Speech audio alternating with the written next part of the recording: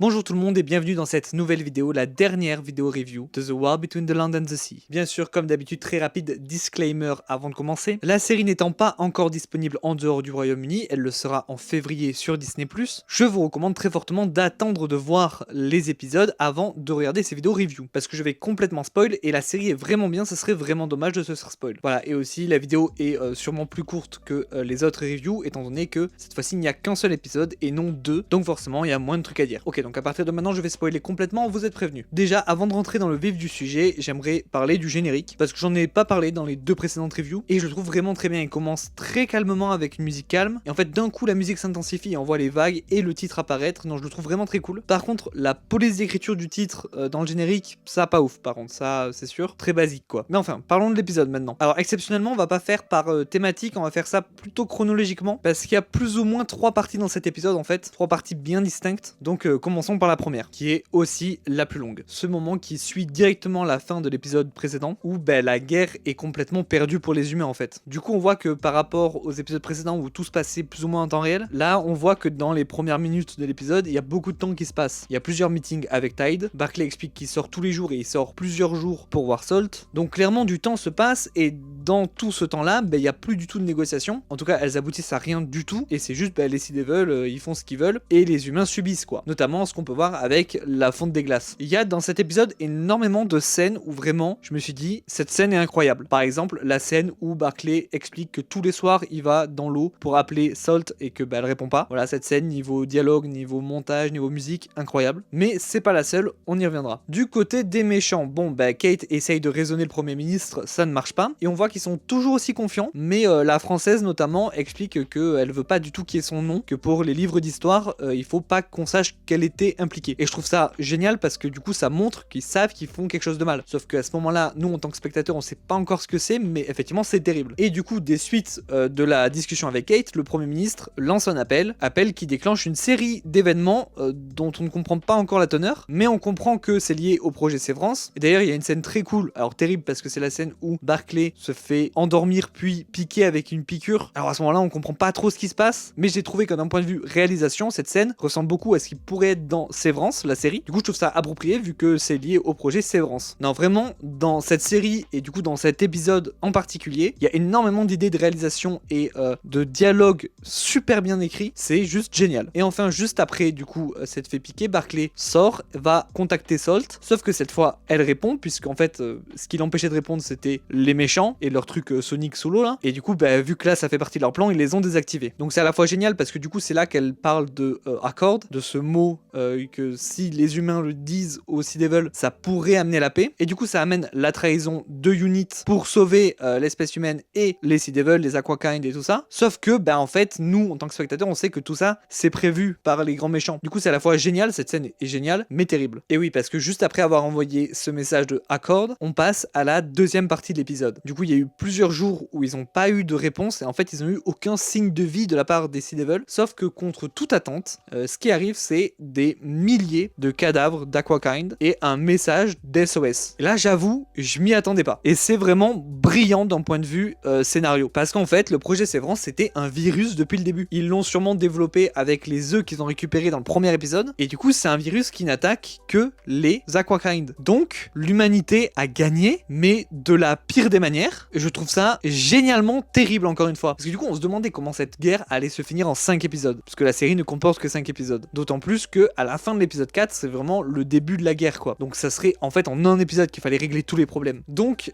il fallait forcément un Deus Ex Machina. Un truc qui sort un peu de nulle part et qui résout tous les problèmes. Mais plutôt que de choisir la facilité et de faire venir le docteur, par exemple, qui est un Deus Ex Machina assez évident pour Doctor Who, le Deus Ex Machina est un virus créé par les humains, une arme bactériologique, ce qui est malheureusement terriblement réaliste. Et la scène qui s'ensuit avec Salt qui déclare la guerre finie est terriblement bien écrite dans ce sens-là. J'ai vraiment été encore plus bluffé par les dialogues de cette scène, enfin le monologue entre guillemets, même si Barclay répond, parce qu'on aurait pu se dire que du coup ils vont vouloir se venger parce qu'on a tué quand même pratiquement tout leur peuple, mais en fait non, parce que du coup juste ils se plient à l'humanité, ils sont terrifiés par l'humanité. Et il y a des parallèles évidents à faire avec le passé de l'humanité et l'époque coloniale, hein, l'Afrique, l'Amérique. Et je trouve ça brillant d'avoir apporté tout ça dans une série spin-off de 5 épisodes qui n'avait pas besoin d'être aussi bien en fait. Et clairement, petite parenthèse, je ne peux m'empêcher de penser qu'ils aient eu plus de liberté sur ce spin-off que sur les 2 dernières saisons de Doctor Who. Alors je dis pas ça pour dénigrer les 2 dernières saisons de Doctor Who, hein, moi j'ai adoré, mais j'ai vraiment l'impression qu'ils avaient plus de liberté là-dessus, probablement parce que Disney n'en avait rien à faire de ce spin-off. Et puis aussi le fait que Barclay, par l'intermédiaire des messages qu'il voit sur son panneau et donc de Unit probablement, propose au dernier Aquakind d'habiter à un endroit qu'il leur laisse quoi. Et la réponse de Salt qui est incroyable, où elle est en mode oui d'accord on accepte, même si on sait très bien que vous allez nous chasser dedans et qu'on sera vos proies et que vous pourrez faire ce que vous voulez de nous, mais on est terrifiés, on a compris, on pouvait rien faire contre vous, vous avez gagné. Cette scène est vraiment phénoménale, surtout quand on pense au fait que on est d'accord que du coup la piqûre qui a été faite à Barclay c'était le virus. Non parce que c'est jamais vraiment expliqué officiellement dans la série, mais on est d'accord que c'est ce qui est déclenché par le Premier ministre et que juste après avoir fait la piqûre il rencontre Salt et juste après cette rencontre Salt retourne dans l'eau et le virus s'est déclenché. Donc on est d'accord que Barclay a transmis le virus à Salt et aux autres, malgré lui évidemment, ce qui est encore plus terrible parce que vu qu'ils savent pas pour Barclay, ils s'en sont pas rendu compte je pense, mais il y a peut-être un moment où ils vont s'en rendre compte et ça va être terrible pour eux quoi. Barclay il va pas réussir à vivre avec ce poids là. Enfin j'ai adoré le fait que Salt dise quand même que ceux qui ont fait ce virus paieront. Alors je sais pas à quel point elle aura raison, mais les scènes qu'on a vues nous, j'ai bien aimé. Et puis cette discussion finit sur les Aquakind qui repartent et le truc que j'imaginais arriver depuis le premier épisode, le sas qui se craque et l'eau qui se répand dans la salle, le tribunal, je sais pas quoi, ce qui met officiellement fin aux négociations et à la guerre. Et puis du coup, on a la 3e partie, le final exceptionnel sur la musique de Heroes de David Bowie du coup, même si c'est pas chanté par David Bowie, c'est une autre version, et qui est du coup la chanson référencée par le capitaine quand ils allaient dans le sous-marin. Donc choix de musique génial, scène magnifique où on comprend mais rien n'est dit, donc en fait j'ai un peu rien compris en réalité. Je vais vous dire exactement ce que j'ai compris. Salt a envoyé un message à Barclay par sa peau, son intérieur, je sais pas compris pourquoi c'est le docteur qui a découvert ça, le docteur, le médecin de Barclay, hein, pas le docteur Doctor Who. Ce message qui est accord, du coup en mode vas-y tu peux me rejoindre. Donc après Kate emmène Barclay sur la plage pour qu'ils se rejoignent et là Salt transforme Barclay en Aquakind, en tout cas elle lui donne des branchies. Comment ça marche je ne sais pas, j'ai bien aimé hein, mais je ne sais pas comment ça marche. Et là bon après ils partent sous l'océan finalement. Donc plusieurs choses, déjà j'ai toujours pas compris vraiment comment le message a été obtenu. Peut-être vous savez, n'hésitez pas à m'expliquer dans les commentaires parce que là c'est vraiment le truc plus incompréhensible de toute la série. Et bon du coup évidemment j'ai pas compris pour les branchies, mais ça c'est beaucoup moins dérangeant, j'accepte parce que la scène est juste magnifique et que je trouve que ça fait une super fin pour ces deux personnages, même si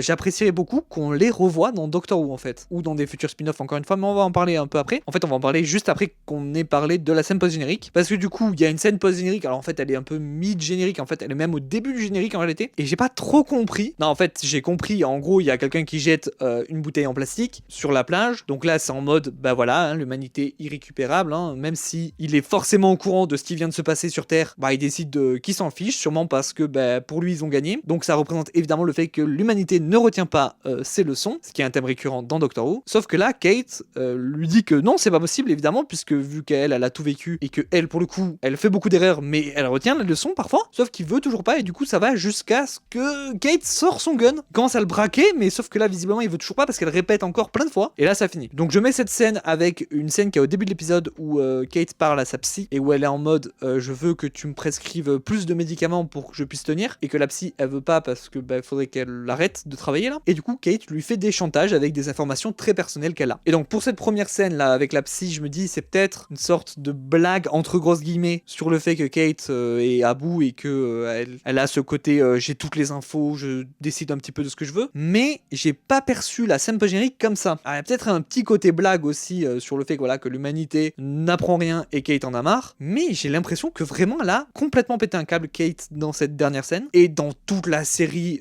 entière, hein. Je pense qu'elle a dormi 9 heures dans toute la série et clairement elle en peut plus, elle a perdu Ibrahim et tout, et du coup je pense que cette scène post-générique est là pour nous dire Kate est à bout et ça sera exploré plus tard dans Doctor Who et tout ça, potentiellement avec un unit qui fait encore plus n'importe quoi jusqu'au moment où le docteur arrête tout ça et peut-être Kate prendra sa retraite. Alors je ne sais pas si cette scène post-générique voulait dire tout ça, mais ça me semble pas impossible. Bien, du coup finissons avec quelques questions qui restent en suspens et quelques théories et tout ça. Alors j'ai pas grand chose malheureusement parce que voilà, ça reste un spin-off. D'ailleurs en parlant de spin-off, je trouvais ça super intéressant d'avoir un spin-off sur les Siluriens maintenant. Alors la mauvaise nouvelle c'est que du coup vu qu'il n'y a plus le deal avec Disney+, c'était peut-être prévu de base, mais là vu qu'il y a moins de budget et tout ça, ça va peut-être changer et tout, mais la bonne nouvelle, c'est que la série The War Between the Land and the Sea a déjà fait plus de vues lors de la sortie des épisodes que les dernières saisons de Doctor Who. Donc pour vous dire, ce spin-off est un plutôt gros succès. Donc je pense que c'est une bonne nouvelle pour qu'on en ait d'autres. Et du coup, un sur les Siluriens ferait peut-être répétition avec celui qu'on vient d'avoir, mais vu que les Siluriens sont un peu liés aux Sea Devil, en fait carrément, puisque c'est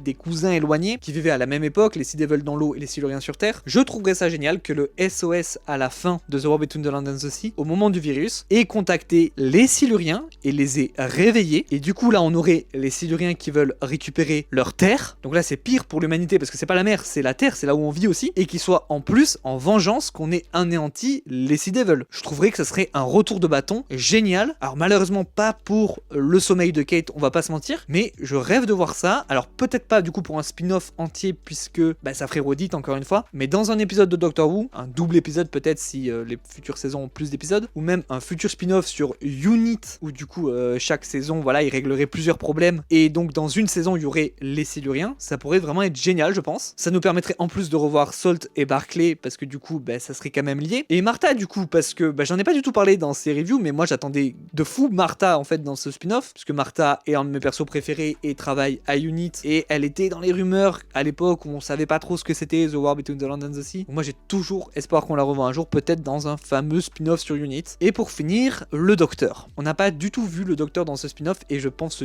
c'était une bonne chose, ça c'est sûr. Je dirais pas que c'était attendu qu'on ne le voit pas, mais je pense que c'était quand même assez prévisible, même si une petite apparition à la fin, ça aurait pas été trop bizarre. Enfin si du coup, vu la fin qu'on a eue, mais à l'époque où on savait pas encore comment ça allait finir, c'était possible. Remarque, j'aurais bien aimé, et ça va avec ce que je vais dire après, que le Docteur apparaisse à la scène post-générique au lieu du gars qui lance sa bouteille sur la plage, que Kate elle se retourne après avoir laissé Barclay et qu'il y ait le Docteur et qu'il n'y ait pas un mot, mais juste genre Kate qui va vers le Docteur en mode ils vont discuter de ce qui s'est passé, et le Docteur qui regarde avec son regard sérieux, et que ça a été Ncuti Gatwa ou Billie Piper, ça aurait été génial les deux. Et qu'est-ce qu'ils auraient pu se dire? Eh bien moi je pense que le Docteur savait. Oui, parce qu'on pourrait se dire pourquoi il est pas là et tout, alors peut-être c'est parce qu'il est en Billie Piper et que du coup il sait pas trop qui il est, tout ça. Ça c'est une possibilité, sauf que le Docteur voyage dans le temps en fait. Donc cette notion de là actuellement je suis perdu, je peux pas rentrer, ça marche pas, puisque une fois qu'il n'est plus perdu, il peut rentrer. Et un événement de cette ampleur dans le présent de la Terre, le Docteur est forcément au courant. Il en parle dans le fameux double épisode des Siluriens dans la New Who, du fait que un jour il y a un traité entre les Siluriens et l'humanité. Il le sait, c'est dans l'histoire humaine. S'il sait ça, il sait forcément que les Sea Devil ont été pratiquement anéantis par l'humanité à un moment. Donc je pense que le Docteur n'est pas dans ce spin-off sciemment, parce que c'est un point fixe dans le temps qu'il ne peut pas interagir avec, et que ça doit se passer parce que l'humanité doit faire ça, doit faire cette erreur, même si